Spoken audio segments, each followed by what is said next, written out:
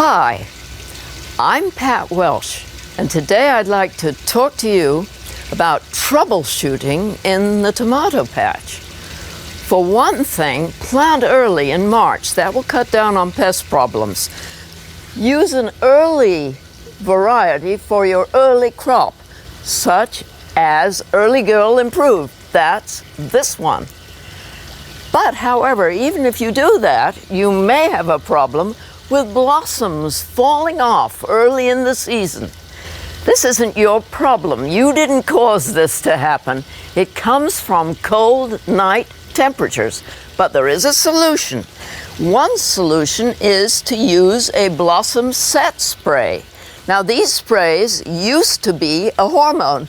Now they are either calcium, which is this one, or a mix of fertilizers, including calcium, which is this one. Believe it or not, they do work. Just spray on the blossoms once a week and follow package directions. It will also say with these to spray on the foliage as well, and it works. If even then, after the weather warms up, you still have a problem with your plants not taking hold and fruit not getting big, then maybe your problem was pollination.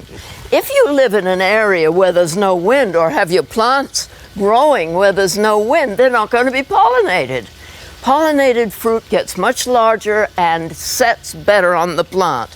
If there's no wind, be sure to pollinate the plants. Just get a hammer and hit the plant cage like that with a hammer. Your neighbors are going to think you went bonkers, but you'll get more fruit because you're vibrating the blossoms. And when the blossoms vibrate, they pollinate themselves because tomato blossoms are pollinated by wind. Do that hitting the stakes thing in the middle of the day, every day. But let's say you have some disease problems.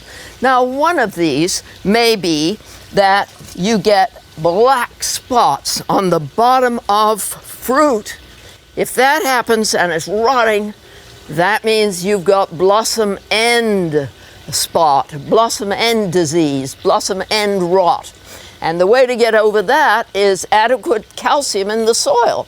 But soils here do have adequate calcium. So what might have caused it? One thing is you may be watering too frequently and too shallowly. This is a problem with drip systems when you're planted your tomatoes in garden soil in the ground.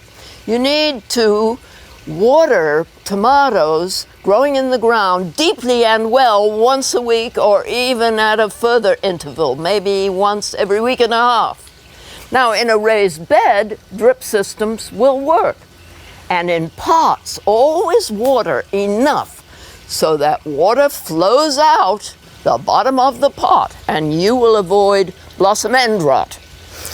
Another problem, of course, is pests. But before we get to that, I'll just say something about diseases, because a lot of people are telling me their tomatoes are suffering from early blight or late blight. How wonderful these ones aren't. But if your plants are, remember to rotate your plants next year and buy disease-resistant varieties. But additionally, to cure the disease problem, spray with a botanical spray such as this, which is organic and safe to use, and the name is Serenade, and that will control disease problems. Now, finally, we come to pests. If you plant early, as I told you, you'll have fewer pest problems. But in the middle of summer, you may get tomato hornworms.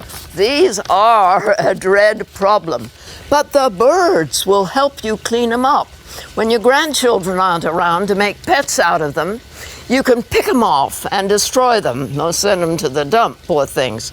But if the grandchildren are around, then just let the birds do the job. Put a container, such as a tuna can, on the top of a post and fill it with peanuts.